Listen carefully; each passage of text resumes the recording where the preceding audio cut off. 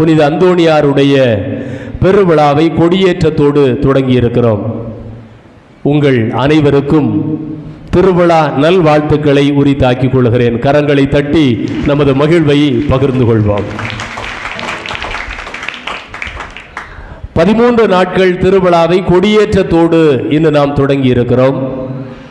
இந்த முதல் நாளின் மறையுறை சிந்தனையாக புனித அந்தோணியாரின் வாழ்வும் நம் வாழ்வும் என்று நம்முடைய பங்கு தந்தை அவர்கள் கொடுத்திருக்கிறார்கள். அந்தோணியாரை பாதுகாவலராக கொண்டிருப்பதே அவரை போல நாமும் வாழ வேண்டும் என்பதற்காகத்தான். அதில் எதற்காவது மாற்று கருத்து இருக்கா? அந்தோணியார் கோயிலுக்கு வந்தோம்னா நம்ம யாரை மாதிரி வாழணும்? யாரை மாதிரி வாழணும்? அந்தோணியார் மாதிரி வாழணும்னு ஆசை இருக்கா உங்களுக்கு? அந்தோணியார் மாதிரி வாழணும்னு ஆசை இருக்குதா? இருக்குது. எப்படி வாழ்கிறது? அந்தோணியார் மாதிரி எப்படி வாழ்கிறது? அதை பிரசங்க வைக்க தான் சாமியார் என்ன கூப்பிட்டுருக்காருங்களா.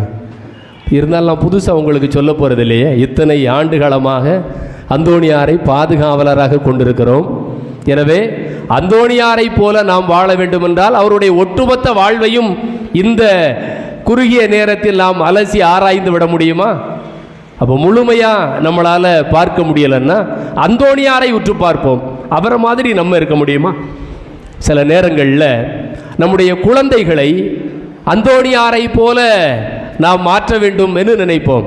இல்லைன்னா அந்தோணியாருக்கு நம்முடைய குழந்தைகளை ஒப்பு கொடுப்போம், தத்து கொடுப்போம். புளியம்பட்டியில் போனீங்க அப்படின்னா அந்தோணியாருக்கு என்னுடைய குழந்தைய நான் என்ன செஞ்சிடுறேன், வித்துருதேன். ஏன்னா என் குழந்தை நல்லா உடல் உள்ள சுகத்தோடு இருக்கணும், அந்தோணியாருக்கு விற்று என் குழந்தைய நான் திரும்ப வாங்கிக்கிடுறேன் அப்படின்னு சொல்வது உண்டு. அப்போ அந்தோணியாரை மாதிரி எப்படி இருக்கிறது? 13 நாள் திருவிழா மாதிரி அந்தோணியார் மாதிரி 13 மொட்டை. எத்தனை மொட்டை? 13 மொட்டை. எப்படி மொட்டை? அது பட்டம் வச்சு மொட்டை. எப்படி? பட்டம் வச்சு மொட்டை. பார்க்க அந்தோணியார் மாதிரி இருக்குமா இருக்காதா? இருக்கும். Very good. சில நேரங்களில் அந்தோணியார் ஜெபக்குழு இல்லைன்னா அந்தோணியாருடைய திருத்தலத்திற்கு நாம் பாத யாத்திரையாக பயணம் மேற்கொள்ளுகிற பொழுது அந்தோணியாரை போன்றே உடை அணிவது, ப்ரௌன் கலரில் காப்பி கலரில் ட்ரெஸ்ஸு நம்ம குழந்தைகளுக்கு போடுவது உண்டு. எங்கே பார்த்தாலும் அந்தோணியார் மொட்டை, அந்தோணியார் மாதிரியே உடுப்பு, இடுப்பில் ஒரு வெள்ளை கயிறு வேறு அந்தோணியார் மாதிரியே ஒரு ஜெபமாலையோட பார்ப்பதற்கு அந்தோணியார் சுற்றி சுற்றி திருத்தலத்தில் நிற்கிற மாதிரி இருக்கும். ஆமாவா இல்லையா? இப்போ அந்தோணியார் மாதிரி மாறணும்னா முதல் என்ன செய்யணும்? பட்டை வச்சு என்ன செய்யணும்? மொட்டை போடணும். அப்புறம் அந்தோணியார் மாதிரி மாறணும்னா ப்ரௌன் கலரில் எல்லாருக்கும் என்ன செய்யணும்? ட்ரெஸ்ஸு தைச்சு போடணும். வேறு எப்படி அந்தோணியார் மாதிரி? இப்போ இந்த 2 செய்ய முடியுமா? நம்ம இந்த முடியை நாங்கள் மெயின்டைன் பண்ணுறதுக்கு எம்புடு கஷ்டப்படுறோம். நீங்கள் போய் மொட்டை போடுற சொல்கிறீங்களே சாமி. சரி, மொட்டை போடாண்டா. திருநாள் அப்படின்னாலே முதல் நாள்லேருந்து 13 நாள் என்னென்ன ட்ரெஸ்ஸு போடணும்ட்டு வீட்டில் 1ஆம் நம்பர்லேருந்து 13ஆம் நம்பர் வரை போட்டு வச்சுருக்கிறேன். ஏதாவது ஒரு ட்ரெஸ்ஸு ஆப்ஷன் மாறிட்டுனா ஆப்ஷன் 2 ஆப்ஷன் 3 அப்படின்லாம் போட்டு பீரோவில் அடுக்கி வச்சுருக்கேன். இப்போ போய் நீங்கள் காவி கலரில் ப்ரௌன் கலரில் ட்ரெஸ்ஸு போடணும்னு சொன்னால் முடியுமா? சரி, இப்போ முதல் 2மே முடியாமல் போச்சு. வேறு எப்படி அந்தோணியார் மாதிரி மாறுறது? அந்தோணியாரை பார்த்த உடனே உங்களுக்கு வேறு என்ன தோணும்? அந்தோணியாரை பார்த்த உடனே என்னம்மா? அந்தோணியார் கையில் யார் வச்சுருக்கிறா? குழந்தை இயேசு. Very good. உங்கள் கையில் குழந்தை இயேசு வேணுமா? வேணுமா வேண்டாமா? Very good. இன்றைக்கி திருப்பலியில் தொடக்கத்தில் பவனியாக வருகிற பொழுது ஒரு குழந்தை அழகாக குழந்தை இயேசுவை கையில் வச்சுக்கிட்டு சுற்றி ஏஞ்சல்ஸ்லாம் இருந்து பூலாம் தூவி ரொம்ப அழகாக பவனியாக வந்தாங்க. ஒரு அருமையான பாரம்பரியமான பாட்டு. என்ன பாட்டு? மண்ணுலகில் தேவன் என்று இறங்கி வருகிறார், நல்ல மனிதர் நடுவில் குழந்தை வடிவம். இப்போ அந்தோணியார் மாதிரி நம்ம கையிலையும் கடவுள் வருவாரா வரமாட்டாரா? சத்தமாக சொல்லுங்க. யார் கையிலையாவது அப்படி வந்திருக்காரா? யார் கையிலையாவது கடவுள் வந்திருக்கிறாரா? வரலையா? என்னம்மா? உள்ளங்கையில் வரமாட்டார் சாமி, உள்ளத்தில் வருவார். ஆனால் ஒவ்வொரு முறையும் ஆமேன் அப்படின்னு கையை நீட்டி நற்கரணை வாங்கும்போது கையில் யார் வரா? யார் வரா? கடவுள் தானே வர்றாரு. அப்போ அந்தோணியார் கையில் குழந்தையா தாங்கினார், நம்ம கையில் அப்ப வடிவில் ஆண்டவர் என்ன செய்கிறோம், தாங்குறோம். ஆனால் இப்போ அந்தோணியாரை யாராவது தாங்கியிருக்கீங்களா அப்படின்னா இல்லை. அது அப்படி அந்தோணியார் மாதிரி நம்ம என்னைக்கு ஆண்டவரை கையில் தாங்க.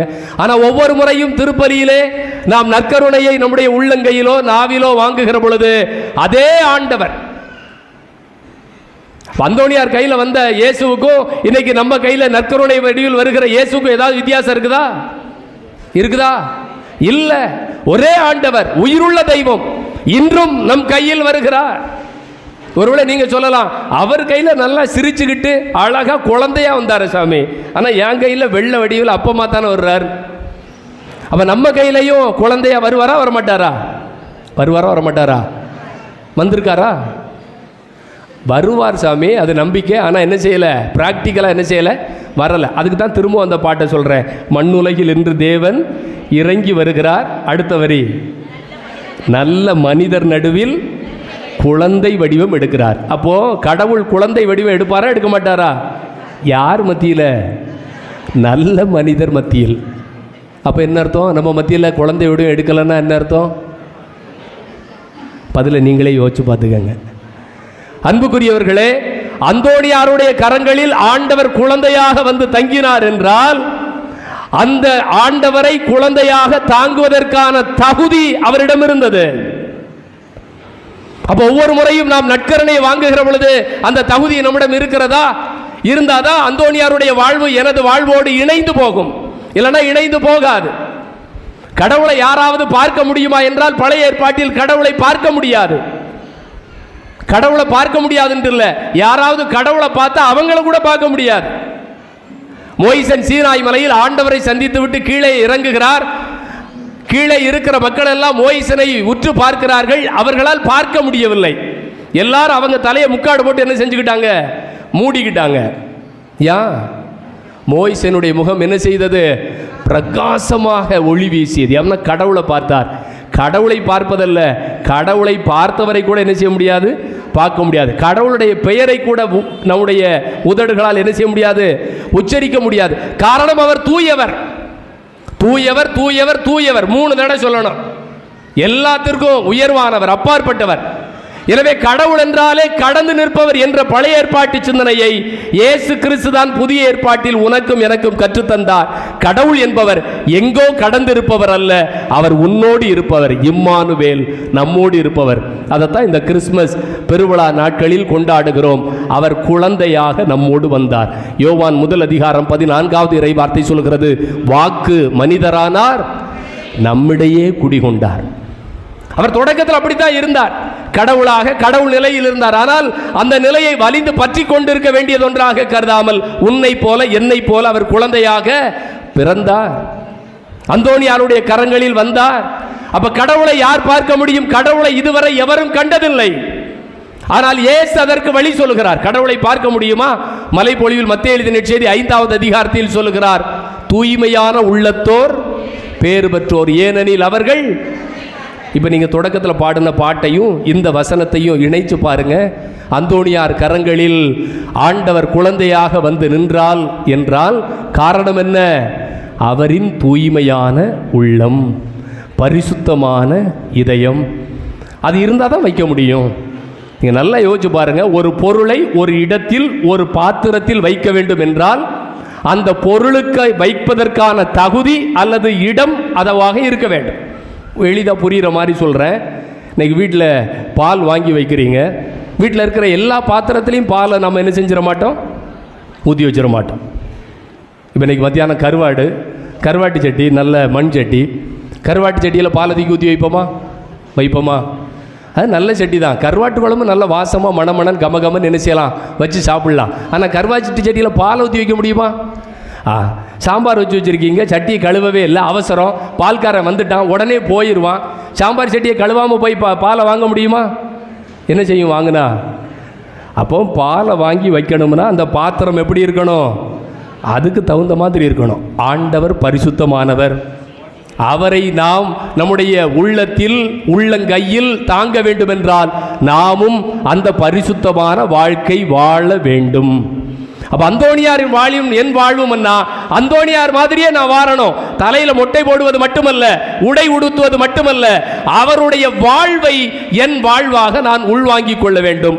முதலில் அந்தோணியார் தூய்மையான உள்ளத்தோடு இருந்தார். எனவேதான் கண்ணுக்கு புலப்படாத கடவுள் கண்ணுக்கு புலப்படுகிற வகையில் குழந்தையாக அவர் கரத்தில் வந்து நின்றார். ஒன்று. இரண்டாவது, அந்தோணியாருடைய கரத்தில் வேற என்ன இருக்குது? விவிலியம், இறை வார்த்தை. பைபிள் உங்களுக்கு வேணுமா வேண்டாமா? வேணுமா வேண்டாமா? எல்லாரும் பைபிள் வச்சுருக்கிறோமா? கையில் பைபிள் வச்சுருக்கவங்களாம் தூக்கி காட்டுங்க பார்ப்போம். நல்லா இறை வார்த்தை. இப்போ அந்தோணியார் மாதிரியே மாறணுங்கிறீங்க, அந்தோணியார் கையில் வச்சுருக்கிற பைபிள் வேணுங்கிறீங்க. ஆனால் நம்ம கையில் பைபிளில் தூக்கிட்டு வர்றதுக்கு சில நேரத்தில் தயக்கமாக இருக்கு. நீங்கள் சொல்லலாம், சாமி இப்போ காலம் மாறி போச்சு, டெக்னாலஜி. எந்த டெக்னாலஜி? Mobile phone. முன்னாடியெல்லாம் பாட்டு கிளாஸில் பாட்டு புக்கு வச்சுட்டு பாடணும். இப்போ பதிலுரை பாடல் உட்பட உன்னதங்களிலே உட்பட எல்லாமே எதில் இருக்குது? மொபைல் ஃபோன் பார்த்து என்ன செய்கிறோம்? பார்த்துக்கிட்டு இருக்கிறோம். அதனால் பைபிள் எதில் படிச்சிருவோம்? மொபைல் ஃபோனில். நீ பைபிள் படிச்சுக்கிட்டு இருப்ப, டொயிங்குன்னு அப்போ தான் ஒரு நோட்டிஃபிகேஷன் வரும். நீ பைபிள் படிப்பியா? வந்த நோட்டிஃபிகேஷன் ஓப்பன் பண்ணி பார்ப்பியா? இல்லை சாமி, நாமளாம் ரொம்ப கட்டுப்பாட்டோடு இருப்பேன். என்ன கட்டுப்பாடு? ரெண்டாவது நோட்டிஃபிகேஷன் வந்தால் உடனே என்ன செஞ்சிடும்? வாட்ஸ்அப்புக்கோ இன்ஸ்டாகிராமுக்கோ என்ன செஞ்சிடும்? கை போயிடும். பைபிள் அது பிற பார்த்துக்கலாம், அது அங்கேயே தானே இருக்குது. உடனே ரிப்ளை பண்ணலைன்னா சண்டை வந்துட்டுன்னா உடனே என்ன செஞ்சிருவோம்? ரிப்ளை பண்ண போயிடுவோம். அப்போ இறை வார்த்தையை அந்தோணியார் தன்னுடைய உள்ளங்கையில் தாங்கி இருந்தார். உள்ளங்கையில் மட்டுமல்ல, தன் வாழ்வு முழுவதுமே அதுவாகத்தான் இருந்தது. அந்தோணியாரை நன்னாக்கு அழியாத புனிதர் என்று சொல்லுகிறோமே, அவருடைய நாவை ஆண்டவர் பரிசுத்தமாய் இந்நாள் வரை பாதுகாக்கிறார் என்றால் என்ன காரணம்? அவருடைய நாவில் இறை வார்த்தை இருந்தது. இறை வார்த்தை எல்லா மக்களுக்கும் எடுத்து சொன்னார். அப்ப அந்தோணியாருடைய வாழ்வு எனது வாழ்வாக மாற நானும் இறை வார்த்தையை என் உள்ளங்கையில் தாங்க வேண்டும். என் உதட்டில் அதை நான் உச்சரிக்க வேண்டும். அடுத்தவருக்கு அதை நான் அறிவிக்க வேண்டும். நான் படிப்பது மட்டுமல்ல, நான் அனுபவிப்பது மட்டுமல்ல, அதை அடுத்தவருக்கும் என்ன செய்யணும்? அறிவிக்க வேண்டும். அப்பதான் இறை வார்த்தை. இறை வார்த்தை விவிலியத்தை நீ சுமந்தால் விவிலியம் உன்னை சுமக்கும். பைபிளை நீ சுமந்தா என்ன செய்யும்? சொல்லுங்கம்மா. பைபிளை நீங்க சுமந்தா பைபிள் என்ன செய்யும்? சுமக்குமா உங்களை? பைபிள் உன்னை பைபிள் சுமக்குமா? இதில் ஏறி உட்கார்ந்து பார்க்கக்கூடாது. இறை வார்த்தை உனது வாழ்வு என்ன செய்யும்? தாங்கும். எனவே விவிலியத்தை நீ சுமந்தால் விவிலியம் என்ன செய்யும்? உன்னை சுமக்கும். விவிலியம் அப்படி புத்தம் புதுசா இருக்கக்கூடாது. விவிலியம் பழசானால், இதில் நம்மளா சொல்ற பழமொழி தான், விவிலியம் பழசானால் வாழ்க்கை புதுசாகும். எல்லாரும் சொல்லுங்க பார்ப்போம். விவிலியம் பழசானால், வெரி குட். ஒரு ஊரில் இப்படி தான் பிரசங்கம் வச்ச உடனே, அது ஒரு கெபியில் வச்ச பிரசங்கம். ஒரு அம்மா மடியில் இருந்த பையன் உடனே என்ன செஞ்சிட்டான்? பைபிளை தூக்கி கீழே கெபிக்கு முன்னாடி இருந்த மண்ணில் போட்டு கரெக்டாக என்ன செஞ்சிட்டான்? பெரட்டிட்டான். அவன் ரொம்ப அட்வான்ஸ்டு. பைபிள் என்ன செய்தானா? பழசாக்குதானா? பைபிள் என்ன செய்தானா? அப்படி பழசாக்கலாமா? கீழே மண்ணில் போட்டு இன்றைக்கி நல்ல மழை பெய்யுது, சவதியில் போட்டு 4 பெரட்டுனா பைபிள் என்ன செஞ்சிடும்? பழசாயிரும். அப்படி பழசானா வாழ்க்கை புதுசாகுமா? பிற இருட்டா போயிடும். பங்குச்சாமியார் ஒளி வரட்டும் ஒளி வரட்டும் அப்படின்னு உள்ளத்திலையும் இல்லத்திலையும் இந்த பங்கு முழுவதும் ஒளியாக சொல்கிறார். ஒளி என்ன செய்யாது? அப்போ இறை வார்த்தை விவிலியம் பழசானால் வாழ்க்கை புதுசாகும். விவிலியம் எப்படி பழசாகும்? படித்து படித்து படித்து. சில நேரத்தில் நாம் என்ன நினைக்கிறோம்னா, சாமி நான் புதுநன்மை வாங்கும்போது எனக்கு கொடுத்த பைபிள், இப்போ என் பிள்ளை புதுநன்மை வாங்க போகிறான், அந்த பைபிளை எப்படி வச்சுருக்க பாருங்க, புத்தம் புதுசாக அப்படியே வச்சுருக்கேன். எப்படி வச்சுருக்கேன்? புத்தம் புதுசாக. எப்போ? நீ புதுநன்மை வாங்கும்போது உனக்கு கொடுத்த பைபிள், உன் பிள்ளை புதுநன்மை வாங்கும்போது என்ன செய்கிற? அப்படியே கொடுக்குற. வாழ்க்கை எப்படி மாறும்? அந்தோணியார் கையில் இருந்த இறை வார்த்தை நம்முடைய கையில் வந்தால் மட்டுமே நம்முடைய வாழ்க்கை என்ன செய்யும்? புதிதாக மாறும். இணைச்சட்டம் 6ஆம் அதிகாரம் 7, 8, 9 இறை வார்த்தை எடுங்க பார்ப்போம். பைபிள்லையோ மொபைல்லையோ எடுங்க. இணைச்சட்டம் 6ஆம் அதிகாரம் 7, 8, 9.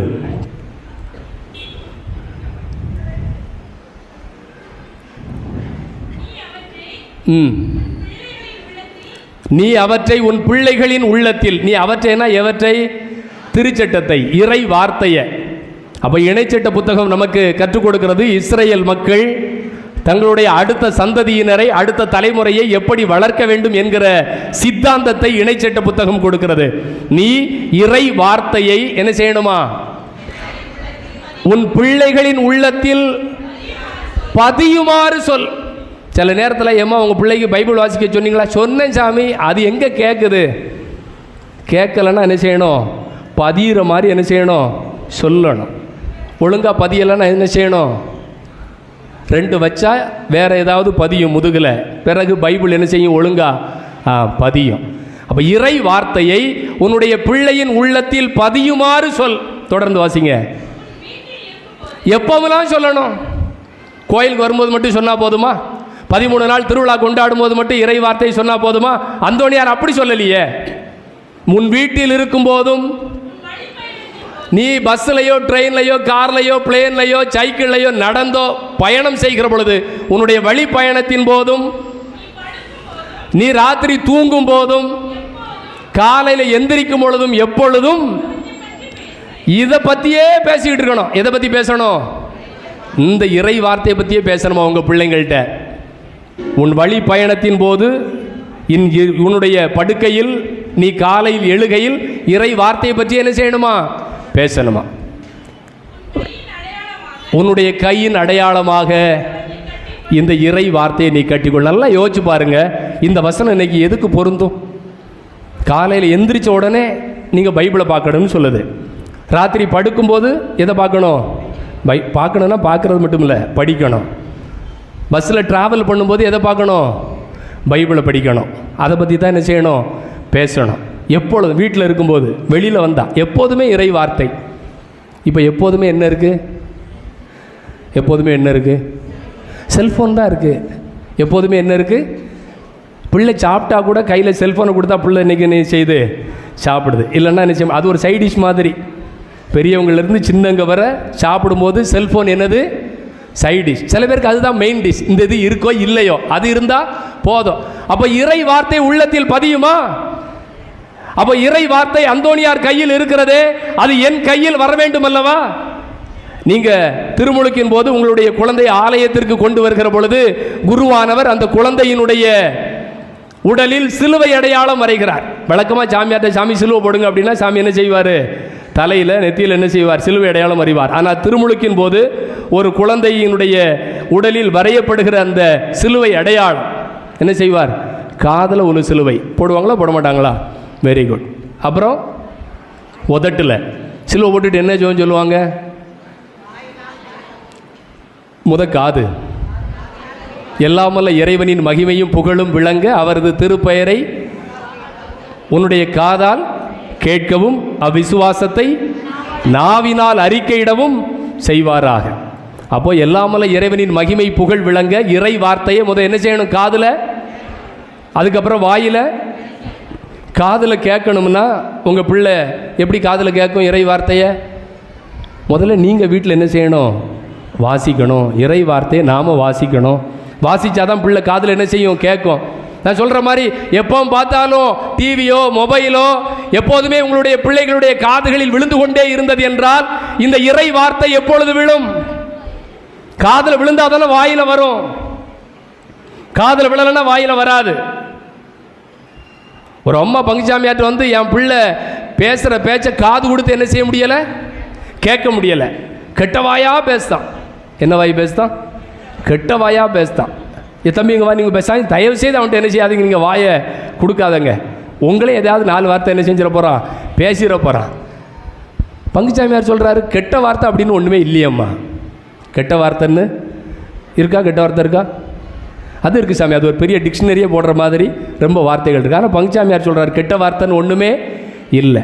எல்லாமே என்ன வார்த்தை தான்?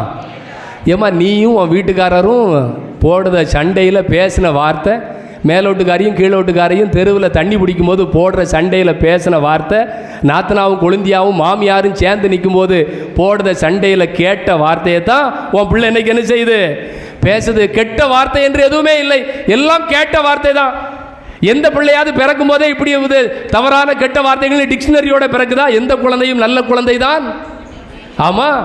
பிறகு அப்ப குழந்தை வளர்ப்புல நீங்கள் அந்தோணியாரை போல மொட்டை மொட்டாவோ அந்தோணியாரை போல உடை உடுத்தினாலோ அந்தோணியாருடைய வாழ்வு எனது வாழ்வாக மாறிவிடாது. அதனால்தான் காதலையும் நாவலையும் நீ குழந்தையை முதலாக ஆலயத்திற்கு கொண்டு வருகிற பொழுது குருவானவர் சிலுவை அடையாளம் வருகிறார். இறை வார்த்தை உன் காதில் விழும்படி நீ உன் குழந்தைக்கு இறை வார்த்தையை வாசி. ஒருவேளை வயதான பெற்றோர் இல்லைன்னா தாத்தா பாட்டி அவர்களுக்கு எழுத படிக்க தெரியல, வாசிக்க தெரியல, கண்ணு தெரியலையா, உன் பிள்ளைகளை இறை வார்த்தை எடுத்து வாசிக்க சொல்லு. முன்னாடி சொல்லுவாங்க வீட்டுக்கு ஒரு விவிலியம், இப்போ அப்படி இல்லை, ஆளுக்கு ஒரு விவிலியம், குறைந்தபட்சம் நாளுக்கு ஒரு அதிகாரம், ஆளுக்கு. அதான் திரும்ப திரும்ப சொல்றேன், இன்னைக்கு ஆளுக்கு ஒரு விவிலியம் இருக்கோ இல்லையோ, ஆனால் ஆளுக்கு 2-3 மொபைல், 7-8 செருப்பு இருக்கா இல்லையா? ஒரு ஆளுக்கு 7-8 செருப்பு இருக்கா? ரொம்ப கம்மியாக சொல்கிறேன்னா, வீட்டில் அதுக்குன்னே 2-3 ரேக் இருக்கா இல்லையா? 7-8 செருப்பு இருக்கா இல்லையா? ஆனால் ஆளுக்கு ஒரு விவிலியம் இருக்குதா? திருப்பாடல் 119 105வது இறை வார்த்தை சொல்கிறது, உம் வாக்கை என் காலடிக்கு சொல்லுங்க விளக்கு, அதுவே என் பாதைக்கு வெளிச்சம். அப்ப இறை வார்த்தை உன் காலடிக்கு, உன் பாதைக்கு, உன் வாழ்விற்கு வெளிச்சமாக இருக்க வேண்டும் என்றால் அந்தோணியாரை போல இந்த இறை வார்த்தையை நீ உள்ளங்கையில் தாங்க வேண்டும், உள்ளங்கையில் நீ ஏற்றுக்கொள்ள வேண்டும். அப்பொழுதுதான் அவரின் வாழ்வை போல எனது வாழ்வு மாறும். இப்போ முதல் 2 நிலைகளை ஏற்றுக்கொள்வதாவது எளிது. குழந்தையேசு உங்களுக்கு வேணுமா? அந்தோணியார் கையில் இருக்க குழந்தையேசு வேணுமா? எல்லாத்துக்கும் வேணுமா வேண்டாமா? வேணும். அந்தோணியார் கையில் இருக்கிற பைபிள் உங்களுக்கு வேணுமா வேண்டாமா? வேணும். அந்தோணியார் கையில் சிலுவை இருக்கிறது, இருக்கா இல்லையா? அது வேணுமா? சிலுவை வேணுமா? வேண்டாம். ஏற்கனவே இருக்க சிலுவையே போதும். புதுசாலாம் எங்களுக்கு சிலுவை என்ன செய்யாண்டா? வேண்டாம். புளியம்பட்டியில் நான் உதவி பங்கு தந்தையாக இருக்கிற பொழுது ஒரு குடும்பம் கோயிலை 13 சுற்றிட்டு ஜெபிக்கிறதுக்காக வந்தாங்க. வந்த உடனே அந்த குழந்தைக்கு, சாமி இன்னைக்கு என் பிள்ளைக்கு பிறந்த நாள், என் பிள்ளைக்கு என்ன செய்யுங்க, ஆசீர்வாதம் பண்ணுங்க. சரின்னு சிலுவை போட்டு ஆசீர்வாதம் பண்ணி தீர்த்தம் தெளிச்சாச்சு. போயிட்டு வாங்கம்மா, சந்தோஷம். சாமி பிறந்த நாள்னு சொல்கிறேன், என் பிள்ளைக்கு ஏதாவது கொடுக்காண்டாமா? ஏம்மா சாமியாரை பார்க்க வந்தால் நீ தான் சாமியாருக்கு ஏதாவது கொண்டாடணும், வந்துட்டு போய் சாமியார்ட்ட இருக்கிறத நீ கேட்குறியா? என்கிட்ட என்ன இருக்குது? தேடி பார்த்தா வழக்கமாக என் டேபிளில் சாக்லேட் வச்சுருப்பேன், அன்றைக்கி இல்லை. ஒரு சின்ன சிலுவை கிராஸ் அது வச்சுருந்தேன். சரிம்மா சந்தோஷம், பிறந்த நாளா என்ன அப்படின்னு அந்த சிலுவையை தூக்கி அந்த சின்ன பிள்ளைகிட்ட என்ன செஞ்சேன், கொடுத்தேன். அந்த பிள்ளை வாங்க போச்சு. அந்த அம்மா என்ன செஞ்சுட்டு தட்டி விட்டுட்டு சிலுவை கீழே விழுந்துட்டு, என்ன சாமி பிறந்த நாள் அதுமா என் பிள்ளைக்கு எதை கொண்டு கொடுக்கல? சிலுவையை கொண்டு கொடுக்கலாமா? வேண்டாம். சிலுவை நமக்கு இன்றைய 2வது வாசகத்தில் மரத்தில் தொங்க விடப்பட்டோர் சபிக்கப்பட்டோர், மரத்தில் தொங்க விடப்பட்டோர், சிலுவை மரத்தில் தொங்க விடப்பட்டோர் சபிக்கப்பட்டோர். சிலுவை என்பது சாபம். அப்படித்தான் இந்த சிலுவை இருந்தது. ஆனால் இன்னைக்கு திருப்பலிக்கு வாசிக்கப்பட்ட முன்னுரையில் நாம் பார்த்தோம், அந்தோணியாரை கோடி அற்புதர் என்று சொல்கிறோமே. எல்லா புனிதர்களும் அற்புதங்கள் செய்தார்கள், ஆனால் அந்தோணியாருக்கு மட்டும் ஸ்பெஷல் டைட்டில். என்ன டைட்டில்? கோடி அற்புதர். அவர் கோடியை தாண்டி அற்புதங்கள் அதிசயங்கள் செய்கிறார். உண்மைதான். அவர் செஞ்ச முதல் அற்புதம் என்ன? முதல் அதிசயம் என்ன? கோடி அற்புதம் செஞ்சார். அந்தோணியார் செஞ்ச முதல் அற்புதம் அதிசயம் என்ன? ஆமாம், இன்னைக்கு வாசிக்கப்பட்ட முன்னுரையில் 12 வயசில் சின்ன பையனா வீட்டில் முழங்கால் போட்டு இதை மாதிரி மார்பிள் தரையில் முழங்கால் போட்டு ஜெபம் பண்ணிக்கிட்டு இருக்கிறார். நாம் ஜெபம் பண்ணால் யாருக்கு பிடிக்காது? சொல்லுங்கம்மா, நாம் ஜெபம் பண்ணால் யாருக்கு பிடிக்காது? வெரி குட், சாத்தானுக்கு பிடிக்காது. ஒருவேளை நீங்கள் ஜெபம் பண்ணுறது யாருக்காவது பிடிக்கலன்னா அவங்க யார்? நான் சொல்லலை, நீங்கள் தான் சொல்லியிருக்கீங்க. ஜெபம் பண்ணால் யாருக்கு பிடிக்காது? ஒருவேளை நீங்கள் பைபிள் படிக்கும்போது, நீங்கள் ஜெபம் பண்ணும்போது, நீங்கள் கோயிலுக்கு போகும்போது, இதெல்லாம் எதுக்கு நீ தூக்கிட்டு போகிற, பைபிளை தூக்கிட்டு போகிற, இதெல்லாம் எதுக்கு நீ வாசிக்க அப்படின்னு சொன்னால் சாத்தானே சொல்லிட வேண்டியதான். உறவே போனாலும் பரவாயில்ல, அப்பால போய் ராயப்பரே பார்த்து ஆண்டவர் சொன்னார், இவங்கெல்லாம் எம்மாத்திரம் சொல்லிட வேண்டியதான். அப்போ அந்தோணியார் 12 வயது சிறுவனாக முழந்தாள் படியிட்டு ஜெபித்து கொண்டிருக்கிறார். இந்த சிறுவன் இப்பொழுதே ஜெபிக்கிறானே என்று அந்தோணியாரை பயமுறுத்துவதற்காக கரிய கோர முகத்துடன் அலகை வந்து நிற்கிறான். ஆனால் அலகையை பார்த்து அந்தோணியார் என்ன செய்யல? பயப்படல. உடனே என்ன செய்கிறார்? அவர் முழந்தாள் படியிட்டு அந்த தரையில் சிலுவை அடையாளம் வரைகிறார். இப்போ மண்ணில் சிலுவை அடையாளம் வரைஞ்சோன்னா அது என்ன செய்யும்? பதியும். ஆனால் அந்தோணியார் மார்பிள் தரையில் இருந்தாலும் அவர் வரைந்த சிலுவை அடையாளம் தரையில் பதிந்தது. பதிந்தவுடன் அலகை அலறி அடித்து ஓடியது. நீங்கள் அந்தோணியாருடைய திருத்தலனுக்கு சென்றால் அந்தோணியார் சீட்டு அப்படின்னு ஒன்று கொடுப்பாங்க. அந்த சீட்டில் ஒரு ஜெபம் இருக்கும். அந்தோணியார் ஒவ்வொரு புனிதரும் ஒவ்வொன்றுக்கு ஸ்பெஷல். அந்தோணியார் எதுக்கு ஸ்பெஷல்? பேய் ஓட்டுறதுக்கு. அந்தோணியார் எதுக்கு ஸ்பெஷல்? பேய் ஓட்டுறதுக்கு. Very good. அந்தோணியார் பேய் ஓட்டுவதற்காக ஒரு ஜெபத்தை பயன்படுத்தினார். என்ன ஜெபம்? இதோ ஆண்டவருடைய சிலுவை. சொல்லுங்க. சத்துருக்களே ஓடி ஒளியுங்கள், யூதா கோத்திரத்தின் சிங்கம் வெற்றி கொண்ட சிலுவை இதுவே. அப்படி சொல்லித்தான் அந்தோணியார் அந்த சிலுவை அடையாளத்தை வரைந்தார். இப்போ இந்த ஜெபத்தை தான் ஒரு சீட்டில் எழுதி வச்சிருக்கிறோம். இப்போ நம்ம சிலுவை அடையாளம் வரையதில் ஜெபம் பண்ணுறதும் இல்லை. பேய் நம்மளை விட்டு போகணும், என்ன செய்யணும்? சீட்டை வாங்கணும், சுருட்டணும், ஒரு தாயத்தில் சொருவணும், இடுப்பில் கைத்தை கட்டி என்ன செஞ்சிடணும்? தொங்க போட்டுறணும். பேய் ஓடுமா ஓடாதா? ஓடுமா ஓடாதா? கூட வரும். நீ தனியாக இருக்கேன்னு கூட 2 பேயை என்ன செய்யும்? கூட்டி. சும்மா இடுப்பில் தாயத்தில் அந்தோணியாருடைய ஜெபத்தை கட்டி போட்டாலாம் அந்தோணியாரை போல நம்முடைய வாழ்வு என்ன செஞ்சிடாது? மாறிடாது. அந்தோணியார் அந்த சிலுவையை உயர்த்தி பிடித்தார், சாத்தான் ஓடினான். அப்ப அந்தோணியாரை போல எனது வாழ்வு வேண்டும் என்றால் நீ சிலுவையை உயர்த்து. விவிலியத்தை உயர்த்துவதற்கு ஆசை இருக்கிறது, குழந்தை இயேசுவை கையில் தாங்குவதற்கு ஆசை இருக்கிறது.